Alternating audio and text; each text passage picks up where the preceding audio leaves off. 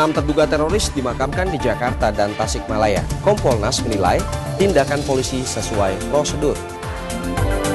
LPG 12 kg mahal, masyarakat beralih ke LPG 3 kg yang lebih murah. Badai salju melanda Amerika Serikat, 16 orang dilaporkan tewas.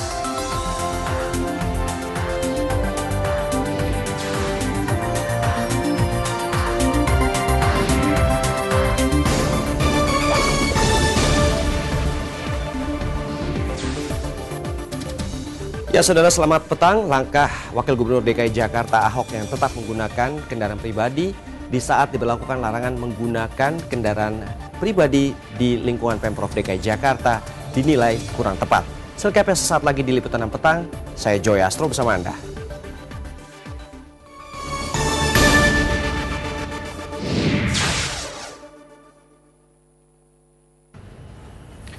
Saudara, pemakaman 5 terduga teroris di Ciputat, TPU Pondok Rangon, Jakarta Timur dihadiri ratusan pelayat.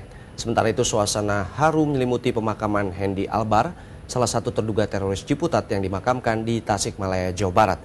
Meskipun sempat mendapatkan penolakan warga, proses pemakaman berlangsung aman.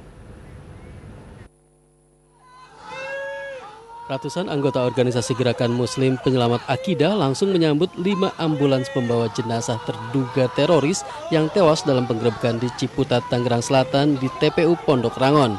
Sambil mengusung peti jenazah, peziarah yang juga membawa serta sejumlah anak di bawah umur terus meneriakan takbir dan teriakan-teriakan perlawanan.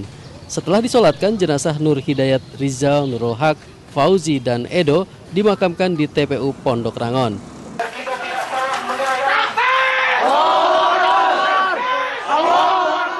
Sementara itu di Tasikmalaya, Jawa Barat, jenazah salah seorang terduga teroris Ciputat, Hendy Albar, Sabtu pagi dimakamkan di pemakaman umum Kampung Lewi Anyar, Kelurahan Sukamana, Kecamatan Cipedes, Kota Tasikmalaya, Jawa Barat.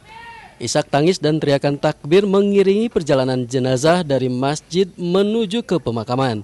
Meski sempat terjadi penolakan warga, proses pemakaman berlangsung aman dan lancar. Hendy Albar yang merupakan pendatang dari Bengkulu dan merupakan adik ipar dari Fajar Sidik dan juga kakak ipar dari Topan, terduga teroris yang ditangkap Densus 88 pada 27 Maret 2013 dan 24 Agustus 2013 di kota Tasikmalaya, Jawa Barat, meninggalkan seorang istri bernama Rina dan 3 orang anak. Triwibowo dan Eko Setiabudi melaporkan dari Jakarta dan Tasikmalaya, Jawa Barat.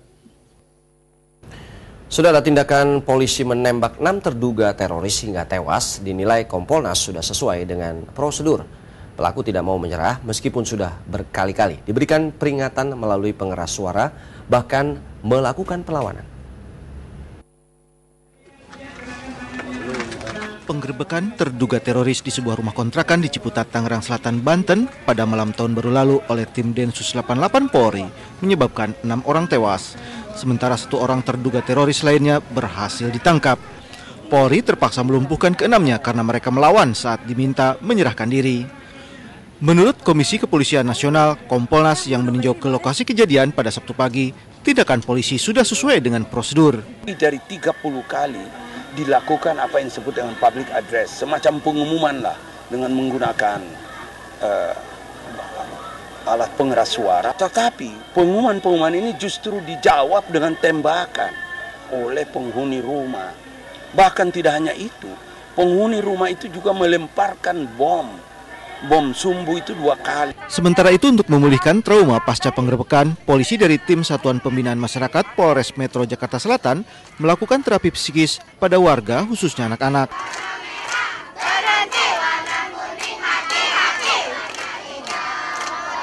Dalam program ini, polisi juga mengajak mahasiswa jurusan psikologi untuk memulihkan kondisi psikologis anak-anak yang tinggal di sekitar rumah terduga teroris. Juga ingin hadir di sini untuk menghibur anak-anak, ya mungkin pasca terjadinya penggerebekan itu anak-anak mungkin ada rasa takut, tapi bisa kita lihat sekarang semua sudah ceria-ceria semuanya. Sebagian udah tenang, udah biasa gitu. Terus tapi kalau kesininya masih serem juga sih, takut juga. Selain terapi psikis untuk anak-anak, tim Binmas dan DVI Polri juga mengadakan pengobatan gratis untuk warga. Jati Dharma dan Ade Muskita melaporkan dari Tangerang Selatan, Banten. Saudara, 2 orang pekerja dan seorang anak tewas tertimbun longsoran saat mengumpulkan timbunan material di sekitar pebukitan di Sentani, Jayapura, Papua. Alat berat diturunkan untuk mengevakuasi korban. Inilah suasana proses evakuasi ketiga korban tewas dalam proyek galian material di Jalan Raya Sentani, Kabupaten Jayapura, Papua, Sabtu pagi. Diduga curah hujan yang tinggi membuat bukit yang selama ini digali pasir dan bebatuannya longsor. Longsoran tanah dan bebatuan ini menewaskan 2 pekerja yang sedang melakukan penggalian, yakni Yance Monim dan Freddy Monim, serta seorang bocah bernama Dwi Hartiani. Tim SAR dan warga setempat harus menggunakan alat berat untuk mengevakuasi korban tewas.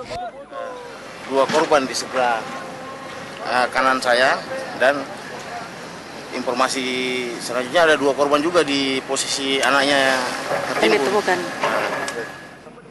Jenazah ketiga korban langsung dibawa ke Rumah Sakit Umum Daerah Yowari, Sentani. Rianto Nai melaporkan dari Jayapura, Papua. Kita ke Jakarta, saudara. Langkah Ahok yang tetap memakai mobil dinas saat diberlakukan larangan menggunakan kendaraan pribadi di lingkungan Pemprov DKI Jakarta dinilai pengamat politik kurang tepat.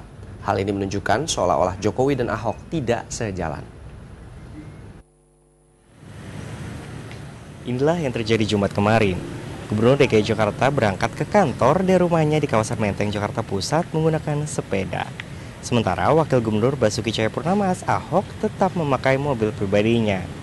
Selain Jokowi, hampir seluruh PNS di lingkungan Pemprov DKI Jakarta ke kantor memakai kendaraan umum atau sepeda. Hal ini sesuai dengan instruksi Gubernur tentang larangan bagi pejabat dan pegawai di lingkungan Pemprov DKI membawa kendaraan pribadi maupun operasional setiap Jumat pertama.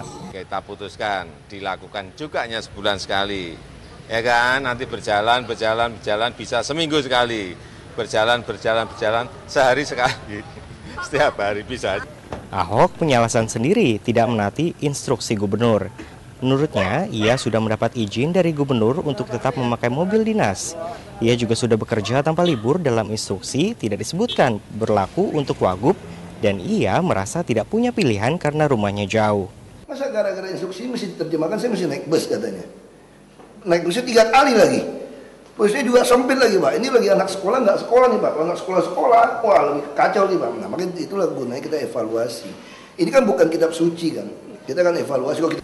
Namun langkah Ahok yang tetap memakai mobil dinas dinilai pengamat politik Burhanuddin Mutadi kurang tepat.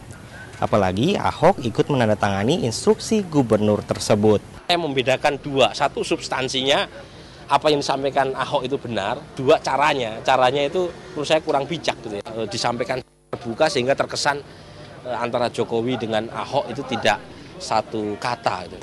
Kebijakan Jokowi melarang pegawainya menggunakan kendaraan pribadi dikeluarkan untuk mendukung program penggunaan moda transportasi massal. Sebagai pemimpin, Jokowi memberi contoh dengan naik sepeda saat berangkat ke kantor dan pulang naik bajai tanpa pengawalan polisi. David Rizal dan Hengki Rahman melaporkan dari Jakarta. Ya, saudara, meroketnya harga LPG 12 kg berdampak luas. Para konsumen di sejumlah daerah mulai beralih ke LPG 3 kg. Bahkan pedagang juga mulai menaikkan harga makanan. Wakil Ketua DPR Priyo Budi Santoso menilai kebijakan ini tidak berpihak kepada rakyat. Kenaikan harga LPG 12 kg yang cukup tajam membuat pengelola rumah makan di Subang, Jawa Barat langsung beralih menggunakan LPG kemasan 3 kg. Tujuannya agar omset mereka tidak turun drastis. LPG itu mahal, kita beralih ke yang 3 kilo, ya sampai 15 lah. 15 per hari ya. Nah ini alasannya Ibu beralih ke gas LPG 3 kilo, alasannya apa Bu? Ya karena sekarang kan tahu sendiri gas yang tabung 12 kilo harganya dari 85 ke 120. Mungkin kita sebagai masyarakat ya merasa keberatan sekali ya. Lonjakan harga LPG 12 kg di tahun baru ini dikeluhkan distributor dan agen penjualan LPG di Jember, Jawa Timur. Akibatnya penjualan kemasan 12 kg menurun drastis dan permintaan kemasan 3 kg naik tajam. Pertama, pengusaha harus nambah modal ya, mengeluarkan dari kocek sendiri, itu aja. Yang kedua ya kesulitan untuk kita jual ke masyarakat. Di Salatiga, Jawa Tengah, para pedagang makanan mulai menaikkan harga dagangannya setelah kenaikan harga LPG. Padahal bagi pedagang, kenaikan harga merupakan pilihan tersulit yang harus ditempuh. Faktornya banyak tuh Mas, otomatis untuk mengurangi keuntungan paling enggak. Masalahnya kan itu kenaikannya kan sangat drastis. Jadi gas 85 jadi 150 kan 50.000, sementara kita pakai 3 gas. Sehari 3 gas? 3 tabung. 3 tabung kan 12. 150, kita kan berkurangnya jadi itu 150.000 per hari. Terus menyiasatinya gimana Mbak? Kita per mangkok kita naikkan menjadi 500 rupiah. Kebijakan menaikkan harga LPG 12 kg menuai kecaman dari Wakil Ketua DPRD Priyo Budi Santoso. DPR hari ini reses. Pas saat kami reses, tiba-tiba tidak ada hujan, tidak ada angin, diumumkan kenaikan LPG. Ini adalah keputusan yang kurang ajar, keputusan yang tidak fair di saat kami semua DPR RI sedang reses, teman-teman sedang turun ke lapangan. Mulai 1 Januari 2014, LPG 12 kg naik dari kisaran Rp80.000 menjadi Rp140 hingga Rp150.000. Tim Liputan 6 SCTV melaporkan.